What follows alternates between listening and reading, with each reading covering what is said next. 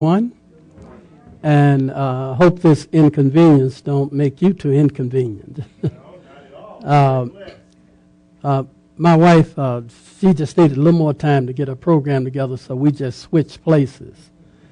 To begin with, my subject this morning is, I'm going to be talking about parasites. Now, what do we know? Do we know quite a bit about parasites? Well, before this meeting over with, you probably know a little bit more. All of us, we teach our children to wash their hands, especially when they go to the bathroom. When they come from outside playing with the animals, we always try to instruct them to wash their hands. And because even though they're unseen visitors, parasites, you can't see them, but they really exist. God was quite aware of parasites. Especially in dealing with the Israelites, he taught them to be very careful about their cleanliness. And he told them that when they go out to ease themselves, to take a shovel with them and to cover the waist up.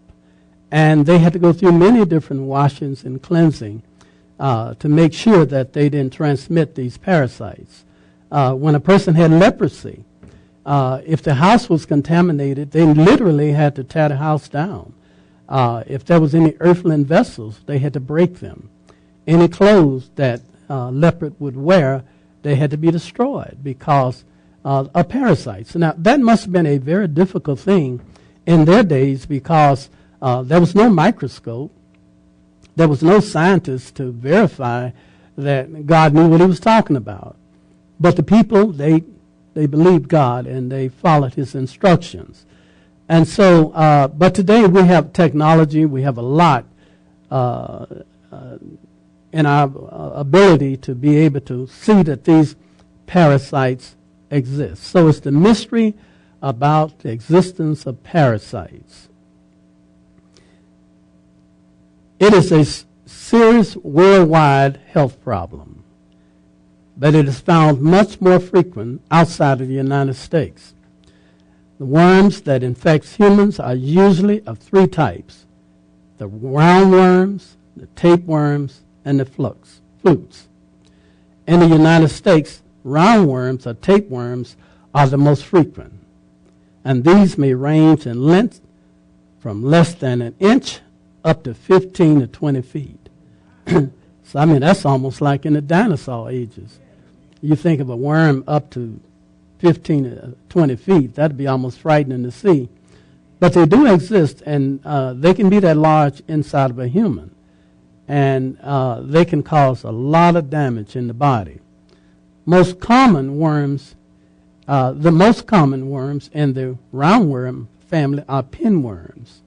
Now, I've worked with pinworms. I had a little girl out in Oregon. She was full of pinworms. And so when we got the worms out, it was like a lot of little maggots, little seeds of rice. And it can cause a lot of problems. Your pinworms, your hookworms, they can get in the heart. They can cause all type of cardiovascular problems. Most children that have worms, they'll be blowing spit bubbles, grinding their teeth, all of those, scratching their backside. And I'm not necessarily saying that all of these are positive proof that you have worms, but these are clues that worms may exist. And so you need to be very careful if you see a child doing some of these things, get it checked because it can affect their central nervous system. It can make them hyperactive. It can actually affect their character and everything. So they can cause severe itching, and they can be transmitted to the mouth when the hands become contaminated. And so children, when the mother tell you to wash your hands, and you look at your hand don't look dirty, they know that there's some uninvited visitors just waiting to contaminate your body. There are more than one member of the family may be contaminated. Now that means simply that one family member may go out and play with a cat or a dog, and dogs and animals are diseased. They're cute, and we love to hug on them and kiss on them and let them eat behind us and lick on us, but they're diseased. All animals are diseased. But we find ourselves caught up in this thing, loving them and loving the animals, but we do love them, but we don't love the disease they can transmit. And so we had to be very careful, because when one member of the family get infected, they can infect others. In other words, if one is sleeping in the bed and the other one got in the bed, those worms can actually leave that body and contaminate another family member. You can go to the toilet and use the toilet, and men should always lift up the toilet seat, because sometimes our aim ain't so good and we can contaminate the toilet seat. And then someone can come behind and get contaminated. So these are important things we need to be aware of. Hookworms in particular you can contact hookworms by simply walking barefooted. I know I work a lot over in Asia, where the custom is that you never put shoes on when you go into a building or you go into a house. Everyone have to take their shoes off, in church and everywhere. You never put on shoes. And I have a big problem with that, because I can see that a lot of contamination, a lot of worm infestation, and people are just walking around in the church, and they're walking around in the dust outside, picking up worms, and they're just transmitting them to different people. And it bothers me, so I always tell them, wear sandals, wear your socks at least, to kind of give you some additional protection. So I know walking barefooted is something that you all possibly do, but keep in mind that when you're out walking in the grass, the little dogs and the little cats and the little critters, that's their house, that's their bathroom, and so they excrete out there in the grass, and you go out and you play in it and you pick up their little uninvited visitors. The prevention of this disease depends on proper sanitary disposal of human feces and wearing shoes. Tapeworm infestation is acquired by ingestion of eggs or larvae in uncooked meat. So now you can actually pick up these worms by simply eating meat that is not cooked real well. And it takes a lot of cooking really to destroy the eggs and the larvae of these worms. So some people like to have their beef medium rare. They like to see a little blood in it. Well, they're playing with danger, because it can definitely harbor some infestations. Sometimes you can look at a person's body, you can look at their fingernails, and you can tell if there's some type of fungal infection. Fungal infections on the nails is possibly a clue that there could be some infestation of parasites. Fungal infection is a part of the Candida family. The Candida is a yeast infection that is more prominent in women that get a vaginal infection. And they could have vaginitis. They could have an offensive discharge from the female organ that is can be quite irritating, and it can be very stubborn to deal with, because you can actually develop this condition from repeated use of antibiotics. Antibiotics can lower your immune system so that your natural immune system really is inhibited from protecting you, and now you're dependent on the antibiotics. When you stop taking the antibiotics, you have no immune system. So now your body's defenseless, and so the yeast grow. Inside of the human body, you have pathogenic, disease-producing bacteria, and you have healthy bacteria. We must have them in this disease state. Now, when God created Adam, in the beginning, it was not so. We did not have pathogenic or diseased bacteria. But since the fall of man, and since the flesh is in rebellion against God, then that pathogenic bacteria serves a purpose. And yet, once it gets out of balance, you produce more the disease-producing bacteria, it can throw the body out of balance and it can cause problems.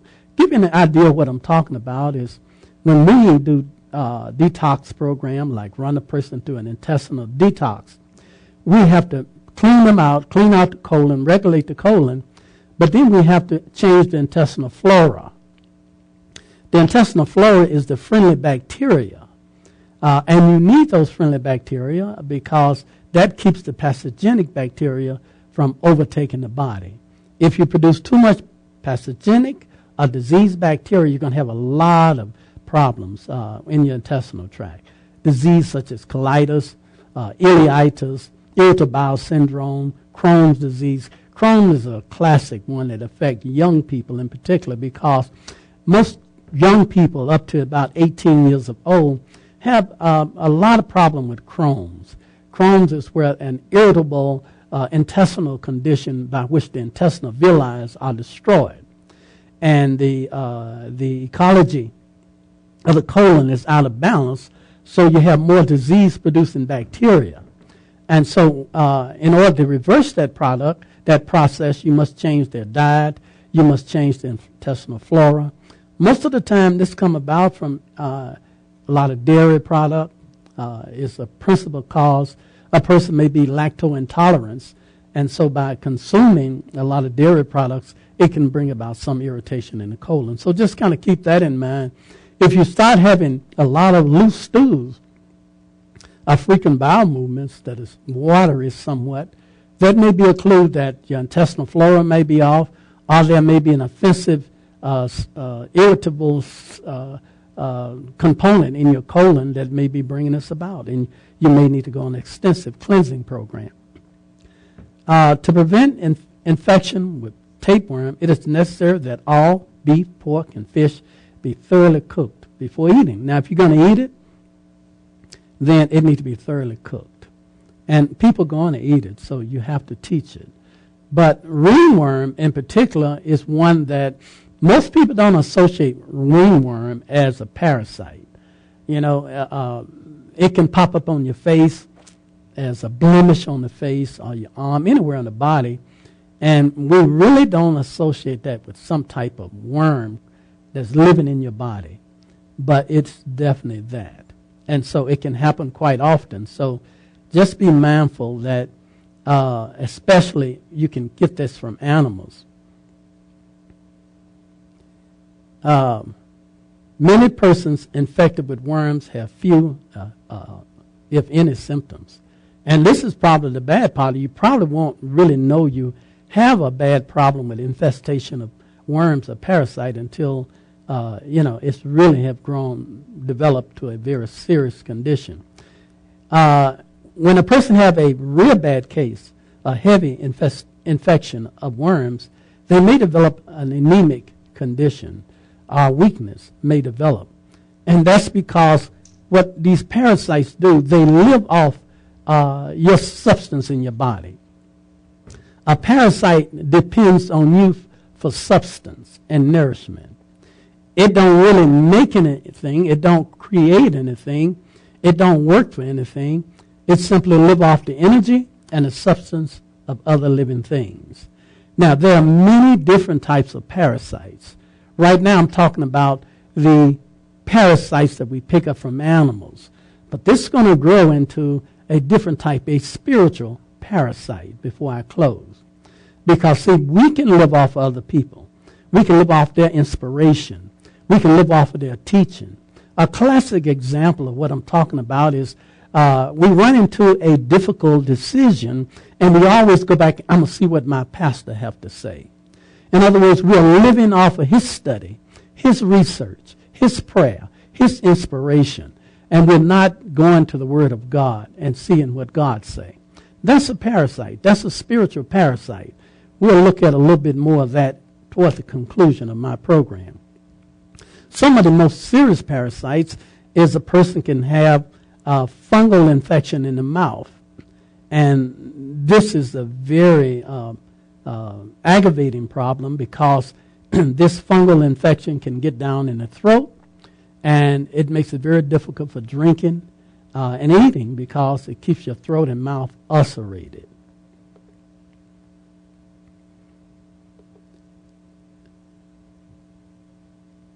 Now you're going to see some quite graphic things here. We're looking at the monsters that's living inside of us. Let me see. I don't know if I got the audio turned on here.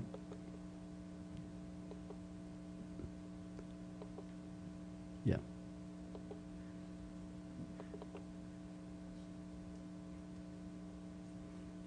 So we're going to look at the monsters that's living inside of us, and we're going to see how a person can actually be eaten alive and not even aware of it.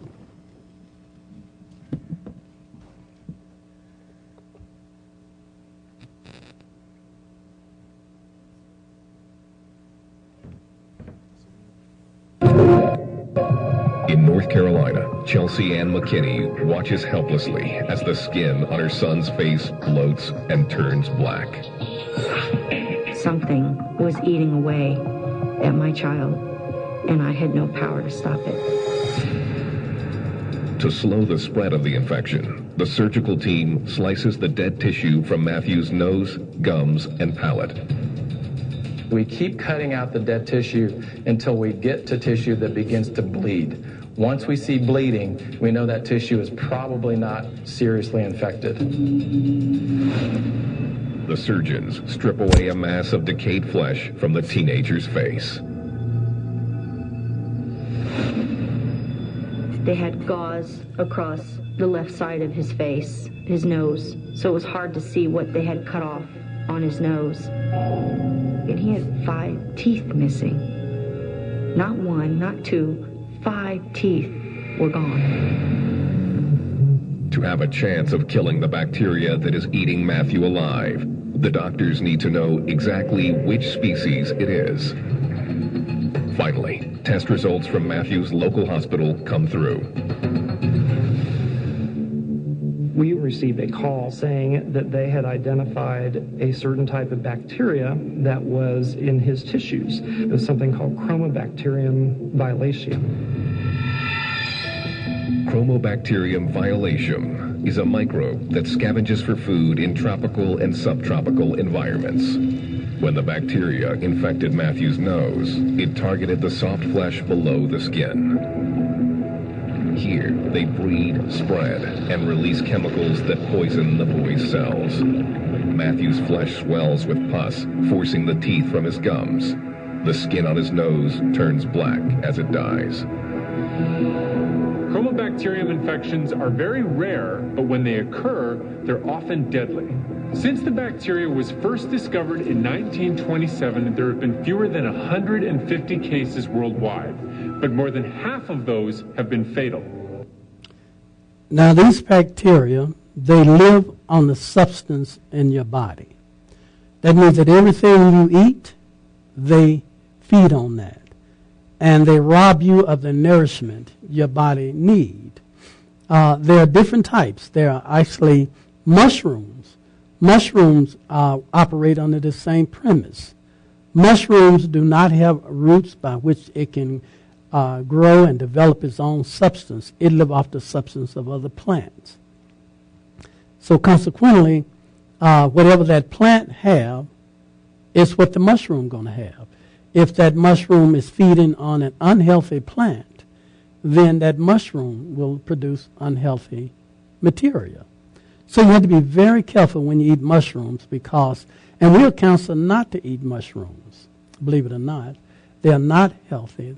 They are a fungus. And we'll counsel not to eat any fungal food because it's living off the substance of something else. Most of us is not aware of this.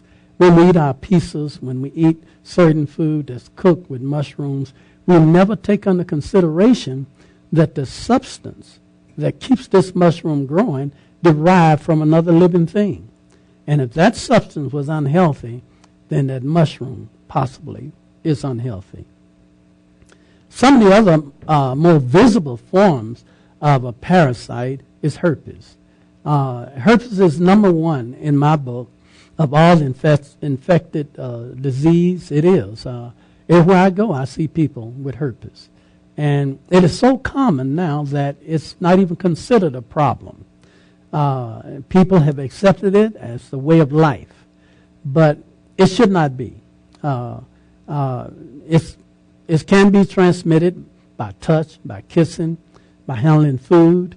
Most of the time when we go to the restaurants, buy quick fast food, a A lot of these young people and a lot of people preparing our food, they have some of these infestations. And when they don't wear gloves, they could be transmitting it to you. And it may take many days or years before it manifests itself. Here's one where the herpes have infected the eyes.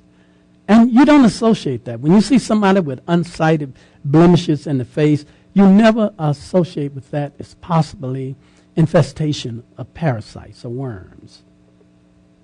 You shake someone's hand, which is the custom. It's a North American custom that we shake hands. It is probably the most unhealthy practice in the world. It is the easiest way to spread disease. It's not a biblical way of showing your love for each other. Not at all. I mean, when you search the Bible to say, is there any evidence that we should shake hands? You won't find that. Matter of fact, what you find in the Bible is just the opposite. Men will shake hands to form a bond to do evil. But the Bible never endorsed shaking hands. But the Christian community have taken on this custom because it is the proper American thing to do. But biblically, it was to greet each other with a hug and a holy kiss. Now, you may say, well, that has got to be the most dangerous thing in the world. Actually, it's not. Believe it or not, there are enzymes in the saliva that will break down many of these parasites. And because God has that saliva has an acid pH that would destroy most of the parasites before they can infect the body. So, and hopefully you don't kiss with a slobby kiss. It's just a very a greeting that, not prolonged. But anyway, I'm not trying to tell you to change your customs. All I'm doing is just trying to teach some facts. You draw the conclusions. But most of your colds, most of your infections, a lot of it can come through casual touching. In Job, the 7th chapter, verse 5, my flesh is clothed with worms and clots of dust. My skin is broken and become loathsome. And that's a reality there. And in this particular clip, you see what it's talking about. He's clothed, or she's clothed with worms. Now, this is a worm being taken out of this woman's breast. Now, you may wonder, you say, well, how in the world is it possible that a person can get maggots or worms in their breasts? How can this happen? Well, a common housefly is one of the most dangerous, deadly thing it is. It is so filthy that it actually mutated from filth. God did not create a fly. God did not create a maggot. It mutated from filth. It breeded filth. And so, and that's where the fly came from. It ain't nothing but filth. And so it has no purpose but to breed on filth. And so when it fly over your plate of food, and it's a lazy scrapper too. It don't even want to raise its own offsprings.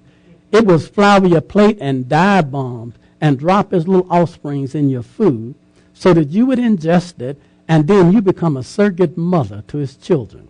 You would raise them, feed them, nurse them, and then it can go on and procreate and make more flies and drop them and don't have to worry about taking care of them. Ain't that something?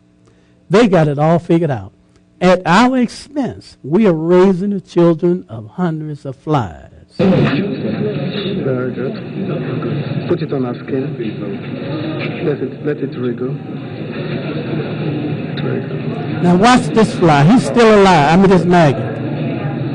See, he went back in his house because he didn't want to come out. Bring another one out.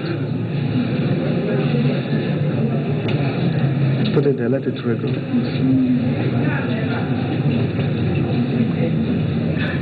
Every time the sister see this clip, it just makes their flesh crawl. And they had to go check themselves out to make sure ain't nothing happening. I pray God this is not happening with you. But there may be some inside you that you're not aware of that's not so obvious.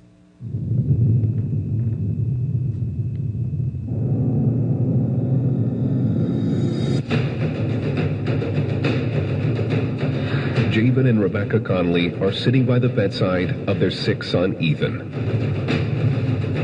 I said, is he going to lose his legs? The exact words that the doctor gave me was, you don't want to know. At the pediatric intensive care unit, Dr. Vipul Patel notices something peculiar about the boy's blood work. He was in a dire emergency situation. We found very unusual levels of CPK. Creatine phosphokinase, or CPK, is an enzyme that gets released into the bloodstream when muscle tissue is damaged. Ethan's CPK level is almost 100,000 times higher than what is considered normal. High CPK levels often mean that the body's muscle tissue is breaking down rapidly. When doctors see elevated levels of CPK in conjunction with extreme muscle pain, it usually leads to one specific diagnosis. We exactly knew what he had. Viral myositis with rhabdomyolysis. Inside Ethan's body, the virus is attacking his healthy muscle cells.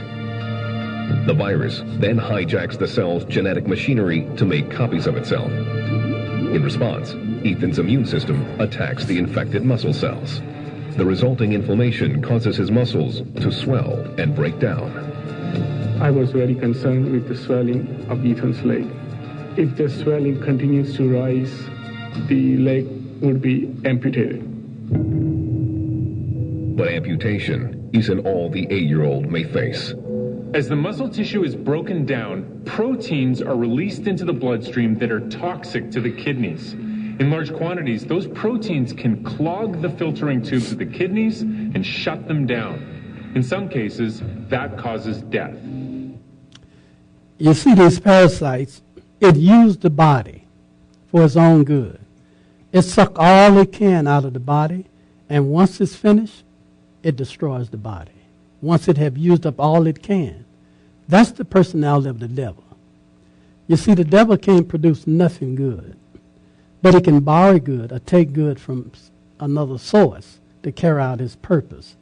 And once it has done that enough, and it has no more use for you, then he will seek to destroy the body. And immediately the angel of the Lord smote him, because he gave not God the glory, and he was eaten up of worms and gave up the ghost. And that was a good example of an evil man having worms and parasites. And it literally ate his body up. And here you can see a woman's breast housing many, many worms that are living off the substance of her mammary glands. Of the thousands of parasites known, over 130 types affects humans. 7 may be found in the colon at one time. They eat one's food, suck one's blood, leave excrements in the intestines with blood absorption and toxic ammonia, and may affect 1 in 6 Americans. So if this is true, that means 1 in 6, somebody in here, the 6th person probably have parasites in this church today. This is a young man that I worked with, had brain cancer, and he was having grand mal seizures every hour on the hour. I suspected he had parasites. I went up, I gave him an enema, and I flushed out these long worms out of him. That's a long spaghetti worm that came out of his backside. The minute these worms come out and get in the atmosphere, they die. They cannot live in the atmosphere, and that kills them instantly. This is why you can go to the toilet and have a bowel movement, and you don't see them wiggling around, and you assume, I ain't got no worms. That must be something I ate. That's some spaghetti or rice.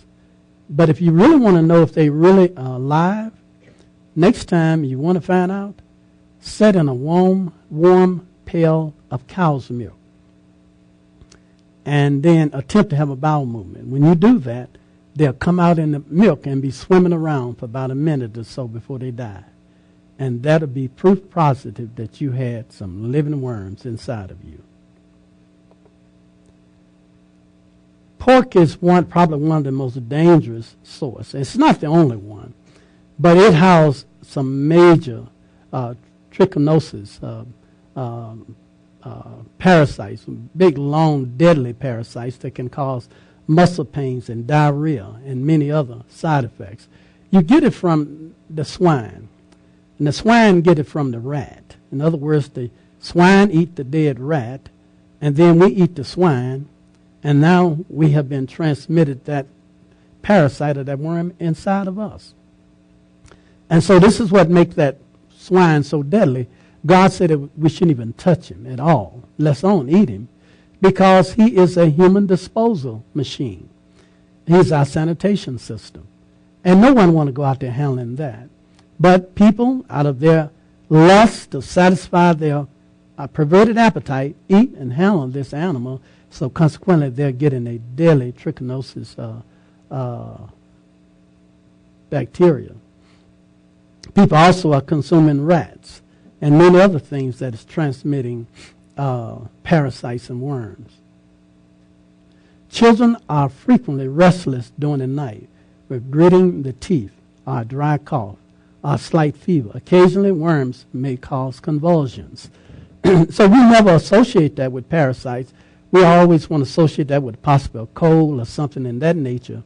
But it's possible it could be from infestation of parasites. The cause must be corrected. And this usually means correction of an unhygienic living condition and the proper cooking of all meat and fish. It's easy to remove worms from the body, but this does not necessarily cure the disease. Do not eat food robbed of its life-giving properties, such as white flour product, cane sugar, vegetable cooked in a lot of water. And the reason for this is that it's not that these foods actually transmit parasites, but these parasites feed on that more so than they do healthy food. Rotten vegetables and rotten fruit, the parasites will feed on that. And it would wait on the healthy fruits and vegetables till they begin to decay before they feed on it. So the more we eat on healthy food, the less food we'll leave for the parasites. And if you do have parasites, you need to fast about 2 or 3 days a week, eat plenty of pumpkin seeds. You can also eat as much as 1 pound a day. If you got a real bad case of infestation, drink some fennel seed tea. This is real good for children in particular that have parasites. Worms do not like this as it's sedative to them, and that's where it makes them lazy and sluggish, and they really don't care for the fennel seed tea. Slippery elm tea is full of fiber, and it forces the worms out of the body. Any of these following herbs are beneficial in those suffering from any kind of worm infestation: wild yam, tansy, poplar bark, hyssop, wormwood. All of these are very good. Golden seal, garlic, walnut. You can use it in a combination of 2 or 3 herbs, or you can use it as a single herb. It's always best to mix 2 or 3 herbs together. Keep in mind, in mixing herbs, if you don't know how to properly mix herbs, a safe measurement is about a teaspoon of each herb to about 6 to 8 ounces of water. There is danger to the health in the use of even sweet cider. Now this is apple cider, as ordinarily produced. If people could see what the microscope revealed in regard to the cider they buy, few would be willing to drink it. Now the way they make apple cider is they take rotten apples and they press the juice out of these rotten apples. They have to wait until the apples start decaying with worms in them. The worms speed up the decay process. And by squeezing the juice out, they don't take time to get the worms out. They simply press the worms and the rotten fruits together. Now, if they did it with fresh apples, it wouldn't be apple cider. That's what gives this distinct taste, that rotten apples with infestation of worms in it. People love it, especially a nice hot cup of apple cider, on a cool day. They love it, but it is a very unhealthy practice. And if you could see how it's processed, the Lord's servant said in Counsel on Diet Food, you would see that it's unfit for human use. And so he was warned not to drink apple cider, not that it has some alcoholic content, but the fact that it's a very unhealthy product. Nicely prepared vegetables and fruit and their season will be beneficial if they are of the best quality, not showing the slightest sign of decay. Now, what is this talking about? But are sound and unaffected by any disease or decay. More die by eating decayed fruits and decayed vegetables, which ferment in the stomach and result in blood poisoning, than we have any idea of. Now, what this is simply telling us that more people die from decayed fruits and vegetables than animal food and everything else. And she said that we shouldn't even eat the fruit if it's got the slightest appearance of decay. Now, I can tell you, my son is a sticker on this, boy. If he see a banana and it's got one little spot on it, and if we don't wash it, he put all the bananas in the trash can. And so if it got any apple, if it's got a spot, forget about it. He will go and dump it in the trash can. He won't eat it because he's aware of this. But, you know, we are more, I don't know, liberal, I guess, because we say cut the bad spot off and go for it.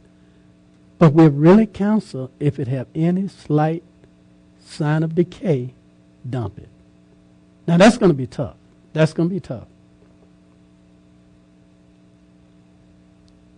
Every form of uncleanness tends to disease. Death-producing germs abound in dark, neglected corners, in decayed refuse, in dampness, and in mold and dust. No waste vegetables or heap of fallen leaves should be allowed to remain around the house.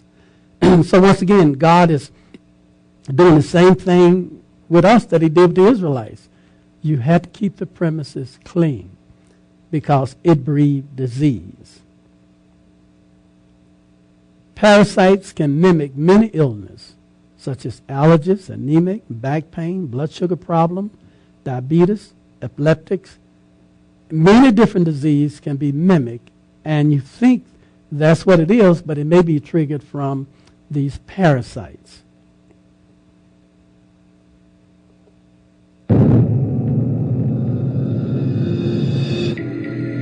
22-year-old dancer Heather Wallace's body has broken out in a mass of red hives. It was just weird, and I just wanted it to go away.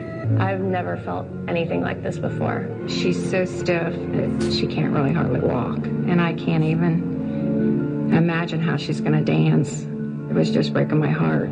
Desperate to find out what is causing her symptoms, she contacts a specialist at the Orlando Infectious Disease Center, Dr. Jose Alberto Heron. Dr. Heron starts by looking at the results of Heather's blood work. He's struck by a strange anomaly. Heather has a high white blood cell count. He orders more blood work. And 1 week later, when the test results come back, his suspicions are confirmed. She has a parasite called trichinella, and that her condition was trichinosis. I'm dumbfounded. I can't believe it. Trichinella spiralis is a parasitic worm that causes the deadly disease trichinosis. In the human body, the Trichinella spiralis larvae use their piercing mouth parts to cut into the muscle and tissue of their host. As the worm burrows through the flesh, the body's immune system attacks the worm, inflaming the surrounding tissue. This immune response is what's been causing Heather's skin problems, muscle pain, and paralysis. Heather contracted trichinosis by eating infected meat, most likely pork. The only time it could have happened was at a company picnic where we had pulled pork sandwiches. Maybe, possibly, I could have gotten it there. And so once your immune system recognizes the invader, your immune system try to get rid of it. And that produces an inflammatory reaction, skin outbreaks, rashes, that we automatically tend to think that that's got something to do with my skin. We never associate that possibly with parasites.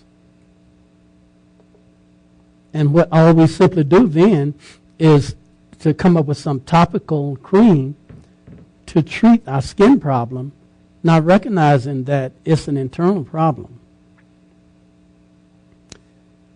What is made from pork? Pork byproduct. The organs can be used for humans for a short time in transplant. They can actually substitute the pork organ and put it in the human body. They can also use some portion of the swine for skin grafting. Pigs are extremely close to humans. Why? Why they're so similar to humans?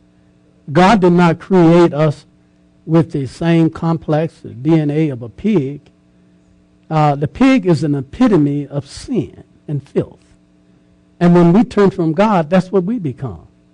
The Bible said by beholding, you become changed. By consuming a pig, you are practicing genetic engineering. That's all you're doing. You're amalgamating yourself into a pig. And that's why you have the personality of a beast, because you're feeding on the beast. And so, and I really believe that's what it is. You look at some people, they even look like some of the animals they raised and eat. They don't look like the image that God created them.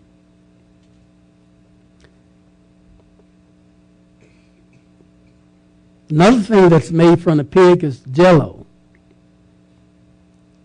Now, Jell-O, we don't normally think that Jell-O is anything wrong with Jell-O, but most of your Jell-Os that's sold in the grocery store is made from the byproduct of pigs.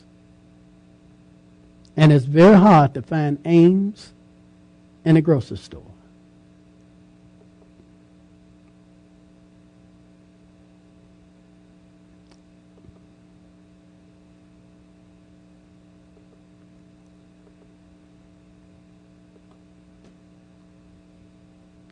Disease has been transmitted to your offspring, and the free use of flesh meat has increased the difficulties. The eating of pork have aroused and strengthened the most deadly humus that was in the system. Your offspring are robbed of vitality before they are born. So as we are conceiving this child, we're bringing and enveloping this child. That child is really a parasite. That child is living off the substance that you take into the body. Everything that you eat and every emotion you express is being transmitted to that child. And if you're angry, you're upset, then that child would inherit a lot of those dispositions. So eat knowing that this child must be what? Replenished. He must eat good, healthy food. If he's eating and you know it's bad for you, can you just stop and think a moment? If it's bad for you, think what effect it's going to have on that child. The swine is unclean unto you. The tissue of the swine swarms with parasites. Of the swine, God said, it is unclean to you. Ye shall not eat of their flesh, and not touch their dead carcass. This command was given because swine flesh is unfit for foods. Swine are scavengers, and this is the only use they are intended to serve. And so there's never a circumstance when we are permitted to even eat or handle the swine. Pork is, although one of the most common articles of diet, is one of the most injurious.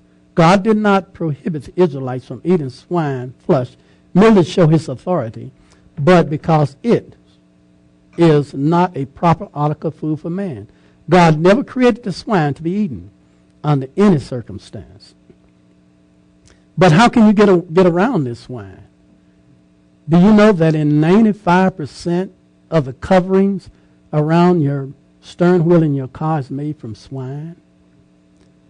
Do you know that 75% of your shoes is made from swine?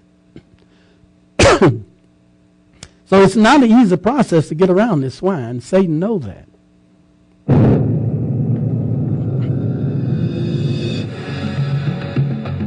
When Missy Al... And here's one herpes, and we talked about it earlier. You see these little blisters right here. Upon intrusion in, these blisters burst, and it emits thousands of bacteria into the vaginal tract, causing a lot of problems. So just be mindful, and this is what makes it so dangerous. When young people get out and be promiscuous, and they won't listen to counsel, because those hormones are raising. And no matter how mom and dad tell you, wait until you're married, try to select somebody to love the Lord, they won't listen. You see, because by nature, our human flesh drives us. We're driven by our human nature, our fleshly nature. And that has more power over us because it's who we are. And you will remain that way until you be born again. And this is why you must be born again, so that that flesh will not preside in your life. But as long as you are in a rebellious state, you will submit to the whims of your flesh, and you will yield, and the consequences can be deadly. Parasites can be contacted from uncooked meat, raw fruits and vegetables, impure water, pets, or contact with infected persons. So now water is another thing. You want to make sure that the water you drink is healthy, because some amoeba and parasites can thrive in water, contaminated water.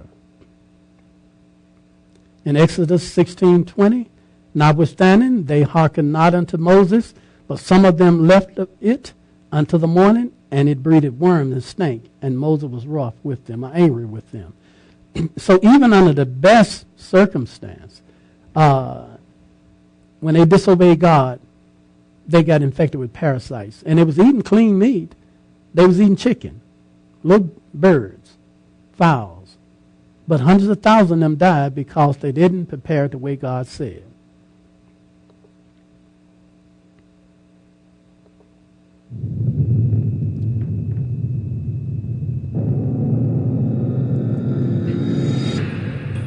Adam and Shaylin visit infectious disease specialist Dr. William Muth. I showed you that one, so I'm going to go ahead on. The word parasite comes from the Greeks and means literally one who eats with another. The guest at a feast. It was early applied to that class of guests who managed to flatter, to live at the expense of other people. Now, this is somebody mooching off of somebody.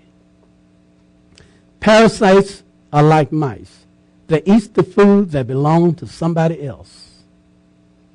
Modern science has applied the word to vegetables and animals that attach themselves to other plants or other animals and live upon them as the human parasite live upon his host.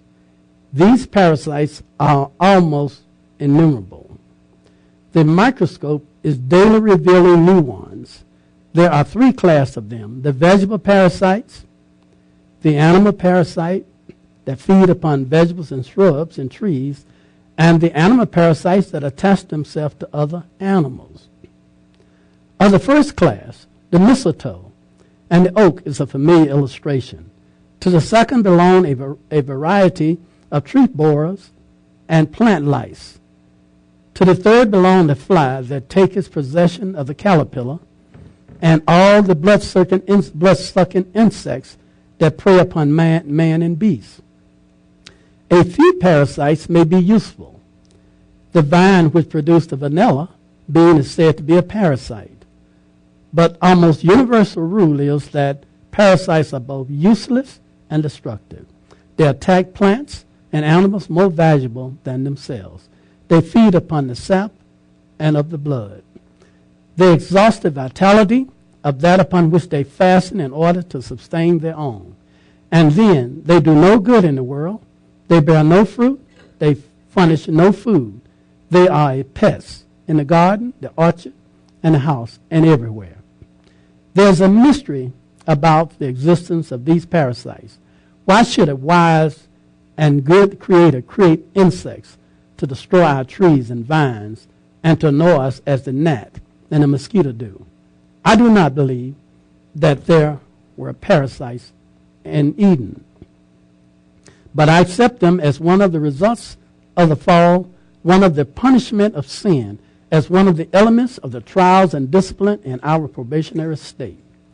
What can be more annoying than a myriad of microscopic foe? What can test more severely our vigilance? What can test more insidious our faith? I think we can learn an important lesson in regard to our growth in grace from these parasites. If we would but be wise and strong spiritually, we must not rob ourselves.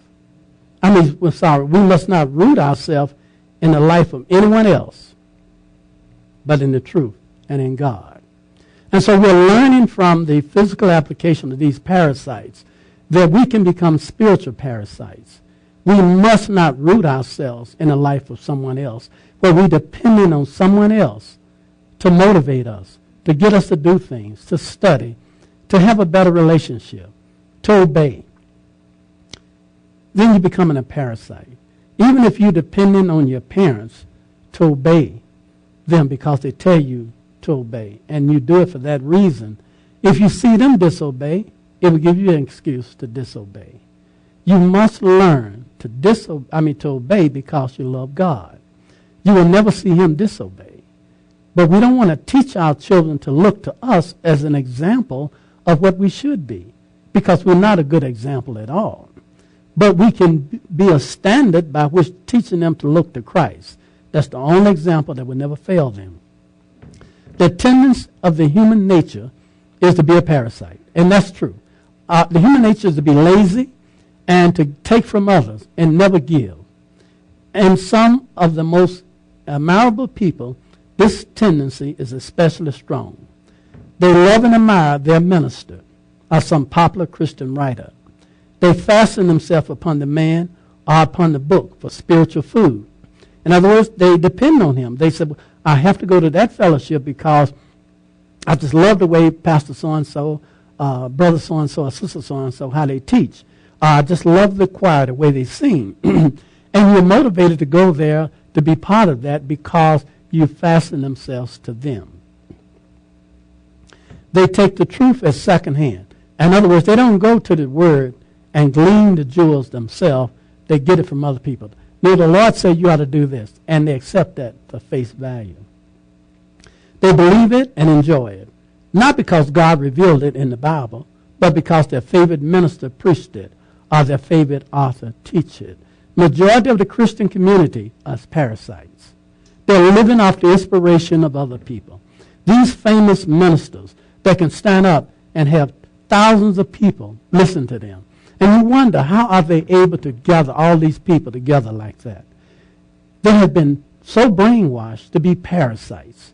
They're living off the lifestyle and the inspiration of some man or woman.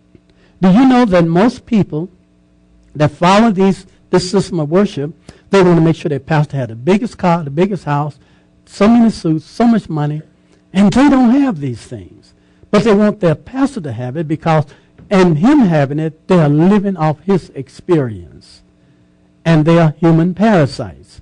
And once you become a parasite, it's almost impossible to be set free. Your life substance depends upon that man feeding you. Parasitism appeared early in the Christian church. Paul rebuked it sharply in the first epistle to the Corinthians. Every one of you say, I am of Paul, and I am of Apollo, and Cephas. This, he declared, is carnal. He said, this is wrong. This is the human nature. They said that, well, I follow Paul, and I follow Apollo, and I follow this man. That is the human nature, to follow man. Do you know that the birth of the papacy, the fundamental birth of the papacy, is man worshiping man? It's man worship. And so if Satan can cause us to worship man, he cares less whether it's called the papacy or the pope. That means nothing. But the spirit of the papacy is the worship, man worship. And if we can find that in our family, we can find that in our local church. The same spirit that prompts the development of the papacy might be in our little small congregation. Thus, he declared, it's carnal. And he tells them not to glory in men, for they are Christ. They are to live in him as a tree in the soil, and not upon some other tree. Able, eloquent preacher attached their hearers to themselves, and they know how to do it. They know how to get their hearers to be attached to them. They give them what they want. They preach what they will feed on. And as they feed them the word from their mouth, they are giving them the substance of their research and their study. They need a great deal of wisdom and of grace to keep their congregation from parasitism. But wherever the life of a church comes to depend upon the life and the labor of any man, no matter how good, there's danger both to the minister and the church.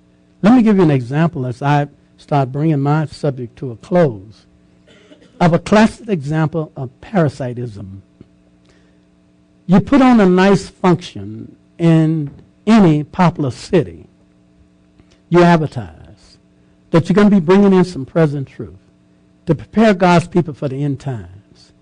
Ministers are jealous of this because they feel like if you take my people away, it's going to take away my substance because they're living off the substance that you're feeding them. And so they simply tell the people don't go.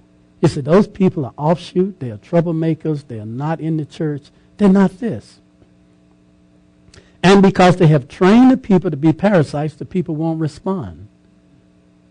That is the parasites. That's a classic example of our church. Our church had become one of the biggest parasitism churches in the world, where our members are totally dependent upon the labor, the research, and the substance of someone else. Whoever comes between a human soul and a Savior, whoever becomes such an agent of instruction and comfort to that soul that it does not want to receive divine truth from any other lips. In other words, I don't want to hear it unless Pastor so-and-so preach it. I don't believe it unless it comes a certain way. That person is a parasite. Has blighted the true life of the soul and has turned his affection and hope from the Creator to the creature. If he had done this consciously, or if he had sought out popularity, even affection for his own sake, fearful is his responsibility. God's going to deal with those men that is controlling his flock, those men that have corralled his flock and keeping them from understanding that he want to feed the flock. Now, God said that these ministers, they are lazy dogs, and they love to slumber. And he said that, but he said, I'm going to raise up watchmen in the last day. Watchmen that will give the proper cry, that will wake up the people and summon them for the last fight.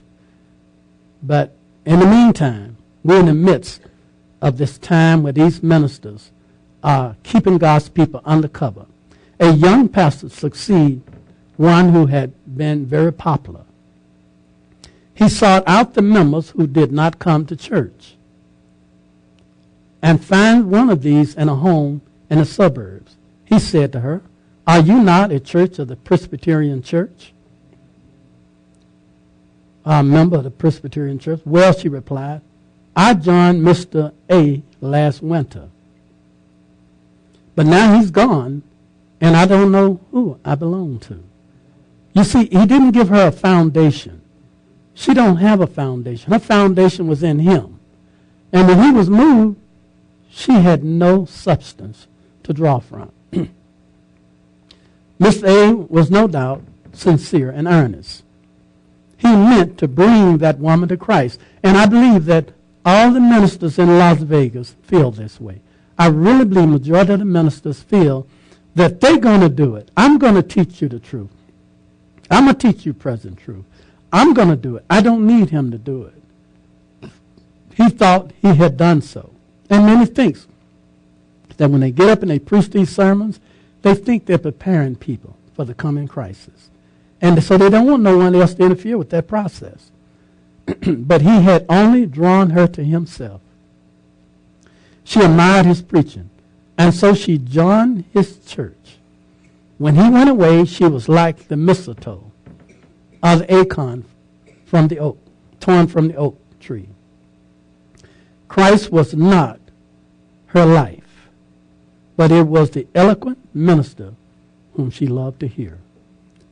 Now you think about it. You think about, and one of the things that really get me is this Joel Osteen. I can't figure it out. I can't figure it out, sister. I mean, and I'm trying to be as open as I can because this man got a lot of influence. And T.D. Jakes, and I'm just looking at these guys, and Dollar, and I'm looking at these guys, and I said, what in the world have they got that we don't have? And then it come to me. They have corralled these people to the point that these people are parasites. They're living off of their lives. And I'm telling you, a pimp will know how to do this. A pimp know how to do it. I'm telling you, he know how to. And see, this is a system that is carried off in the streets every day. How can a pimp get a woman to get out there and work day and night and give him all the money? Then how can a minister stand up and preach on Sunday or Sabbath and make the people give him the money and he live like a pimp? Ain't no difference. Most ministers are hustling off the people because the people are drunk, because the ministers have made them parasites. They won't study, they won't research, they won't pray, they won't talk to God. When he went away, she was like the missile or the acorn torn from the oak tree. The spirit of parasitism is an insidious and destructive. We must study it as the microscopists study the scale bug. If we find that we cherish it ourselves, or tempting others to cherish it, we must pray earnest for help. Parasites cannot take hold unless the body is overly encumbered with toxic waste due to incorrect diet and a slow metabolism or low blood pressure. Parasites cannot live in healthy and sound tissue. We do not have maggots in our sink or in our garbage can because we keep it clean. A controversial spirit is encouraged. Many dwell almost exclusive upon doctrine subjects, while the nature of the true piety, experimental godliness, receive little attention. And so really, what people want to hear is some new thing. And these are the rare people that are seeking present truth. Now you got two classes. You got one class of people, they don't care about present truth. They just want to be in the in crowd. They want to be where the masses go. Then you have a few that want present truth. And they want some new thing. Every new winds of doctrines excite them. That's what they want. And so consequently, every time a new doctrine come up, they jump for it. And they find themselves running for these new doctrines. When true godliness gives no attention to the love of Christ.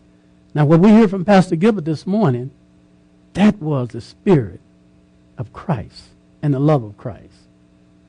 That's not the subject that some of these hardcore independents want to hear. They want to hear some new thing. Jesus, his love, and his grace. When do we hear that? His self-denial, his self-sacrifice, his meekness, his forbearance are not brought before the people as they should be. Now, the reason why the people don't want to hear about Jesus' love, his meekness, his forbearance, because they're not there. If you're not meek, self-denial, and forbearing, you can't identify with that.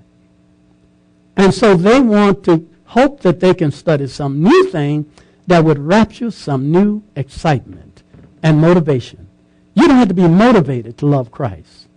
The cross was the greatest motivation you could ever receive. If that's not enough to break your heart, nothing will. The error existing everywhere have, like parasites, fastened their deadly poison upon truth, and in many minds have become identified with it. And many have accepted the truth, teach it in a harsh spirit. Now let me elaborate a little bit. Many and many places have fastened error onto truth. In other words, they will read the 2300-day prophecy and see that is the truth. And then they will attach something to the 2300-day prophecy that is not identified with the 2300-day prophecy. And when the people read the truth, a person that is not equipped in the word, they read it and say, well, that's the truth. And they never see the error. Subliminally, they have been induced to follow error. They accept the whole thing as the truth. Satan is a master. He gives you a little truth and a little error to contaminate your soul. And he used this method. He used it with Sunday and the Sabbath. It was a classic way that he could simply say, keep Sunday, because it is in our appreciation, our love of Jesus Christ's resurrection. And, and it's a token. And so we fell for that. And since it dealt with worship, and the Sabbath dealt with worship, it was truth and error mixed together. And we went for it. And he have used this system throughout.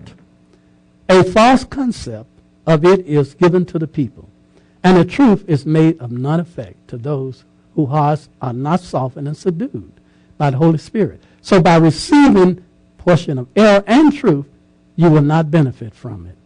There's a lot of doctrines right now. The lunar Sabbath is the doctrine now that's prevailing Adventism. You know what the lunar Sabbath is? It is attacking our church with a virus. It's a deadly parasite. Because people in the church now are saying that you don't have to keep the 7-day Sabbath anymore, that you keep the lunar Sabbath once a month at the new moon. Now, that new moon could follow on a Monday, or Tuesday, or Wednesday, wherever it is. This gives freedom to the church. No longer are we incarcerated to keep Saturday anymore. We can dab all around the weekly days now. That set at liberty the church. And the people that's going for this is people that had no love or appreciation for the Sabbath. They wanted to be set free from it. Satan gives them a little truth with a little error. Error and parasite on a tree of truth. Satan has wrought with deceiving power, bringing in multiplicity of error that obscured the truth. Error could not stand alone and will soon become extinct if it did not fasten itself like a parasite to the tree of truth. Do you know that error has no strength? That sin is a parasite? It has no strength. Sin has no strength to do nothing. Do you know where sin gets its strength from? From the law of God, from truth. Now, can sin kill you? No. Satan, when he came to Job, he couldn't do nothing to Job. He couldn't. So he had to take the strength of God to what? Infect Job with sores. He couldn't even do nothing to him without God allowing it. The traditional men, like floating germs, attach themselves to the truth of God. And men regard them as part of the truth. Now, Pastor Gilbert brought out about the feast days. Traditional men. Now, men is teaching that, yes, you should observe these days. And he said that if you can gain such a wonderful experience on the 7-day Sabbath, what about the 7 other Sabbaths, monthly Sabbaths, that you could gain? Now, this is man invention, but it's induced by Satan to take away the effect of the power of the 7-day Sabbath. Through false doctrine, Satan gains a foothold and captivates the mind of men, causing them to hold theories that have no foundation of truth. You can't prove it from the Word of God. I keep it because it makes me feel good. It makes me feel closer to God. Alcohol do that. Drugs do that. Men boldly teach for doctrines the commandments of men and tradition. As traditions pass from age to age, they accept a power over the human mind. But age does not make error truth. And I can tell you what, all these false doctrines, they are nothing but a passing parade. If you want to know if a doctrine have any substance, see how long it lasts. I can name you right now all the doctrines that have popped up in the last 10 years, and I guarantee you they all have been a passing parade. But each one was fronted as the mighty message that would brush you in the loud cry. You will not usher in the loud cry until the message in its order be repeated. The first and second and third angel's message must be repeated in its order, and once it's repeated, it will swell into the fourth angel. Now, once we understand, fear God and give glory to him, for the hour of his judgment has come, that means now we can give all our attention back to God. Babylon is fallen. Come out of her, my people. Who is God talking about in this dispensation? Who is Babylon? He's not talking about the Baptist church. He's not talking about the Methodist church. He's not talking about the Catholic church. He's not talking about the Presbyterian church. Those churches have been falling under the second angel's message in 1844. They've been falling for many years. So when was this called to come out of Babylon a second time under Revelation, the 18th chapter? Who would that apply? It will apply to the churches that have come up since 1844. Who are they? We never ask the question, who are they? Because we're afraid to get the answer. And I'm not calling the church Babylon, but I'm saying that if she come to the time of the judgment and she found wanting, God is no respecter of person. Not at all. If anything, God respects more out of her than she do them. And she's not living up to her high and sacred calling. She's not doing it. The Jews boast. They said that the scripture said as long as the sun and the moon is in the firmament, we are the people of God. They tell all of us that. You say, well, you're no longer the people of God. They say, well, the moon, is it there? The sun is there? Yes, there. Well, the scripture says as long as it's there, we are the people of God. They got word to prove that. But they don't have a life, a spiritual life, to prove that they're the people of God.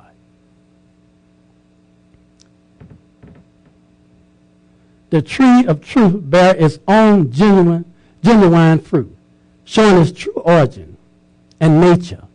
If you want to know where the true church of God is, check the fruit. That's all you need to do. Check the fruit. The parasite of error also bears its own fruit. You got to wait for the harvest and make manifest that its character is derived from the plant of heavenly origin. It's going to teach it too. It's going to say that we got the truth. We are the people of God. We are teaching the truth. When will you know it? The harvest. When is the harvest? It's the end of the world. At the end of the world, how will we know who is welcome into the Lord's bond? God's going to send forth his angels. Who are the angels God going to send forth? Faithful men and women preaching the three angels' message. These are not angels that's coming down from heaven. These are men and women on earth preaching and living the three angels' message. These are the angels that God sent to gather in his fold from the earthly harvest. So we got to wait for the harvest. And we're in the time of the harvest. The only thing God is waiting for the angels now to go and separate it. Can't tell the difference between a wheat and a tare in a growing stage. But when the time comes for it to bear fruit, then you'll know the difference. And we're in that time. As I conclude, I leave you with this thought. The church is in the midst of a silent revolution. And I tell people this everywhere I go. We're in the midst of a silent revolution. A revolutionary change is taking place in the church. It's moving very silent. God is about to overturn. God said, cut loose, cut loose, cut loose. God is about to do something that he did, had done before. When he raised up the 12 disciples, these men didn't look like they would be able to accomplish the task that was before them. They were the most unworthy men to do that. They didn't have the background to accomplish that. They didn't have the means to accomplish that. But what did they have different from the Pharisees and the Sadducees? They was hard men. They wasn't afraid of nobody. They was men. Today, God looking for men with backbone. A man that is willing to stand up in the midst of persecution and trial. Stand up for God. Call the spots where they may and accept the consequence. You know, I could have took the easy road. I was given all the churches to minister in the Northeastern Conference, over 120 churches. Dropped in my hand and said, you take them. And you evangelize those churches. Greater New York Conference, drop their churches in our hand. Do what you want with them. And churches all over the world open their doors for me to minister. It was an easy road for me to take that. All I had to do was keep my nose clean and don't agitate. And I could have just been up there. I remember that I had an opportunity with Joe Cruz. How many of you know Joe Cruz? Let me tell you a little quick story about Joe Cruz. I was invited out to Pasadena, California, to do a crusade with Joe Cruz. And I started a week before Joe Cruz got started. That Friday evening, they called me and they said, Brother Wilson, Joe Cruz have just had a massive heart attack. They said, he's not going to make it. He said, you're going to have to do the whole crusade. And he died. I did the crusade. This was way before Doug Batchelor or any of those folks. I was in a position there to work with Joe Cruz, and I knew that because we was going to bond real good working together. It didn't happen. And I thank God it didn't happen, because if it had happened, I don't know where I would be today. But if I had kept my nose clean, I had an easy road in the system. But I couldn't do it because God gave me a little gristle in my back called a backbone. And I just can't keep my mouth shut when I see wrong. And so today, I can still get into churches. No problem at all. They check my background out. Some let me in, some don't. But it don't matter with me. As long as I can fellowship in congregations like what I have right here, where I feel at home, where I can say whatever the Holy Spirit tell me to say, and I don't have to be troubled about how you receive it. It's God's problem to fix it once I give it, because I'm not a doctor. All I do is give it and let him fix it. May God bless you and keep you. Pastor Jack.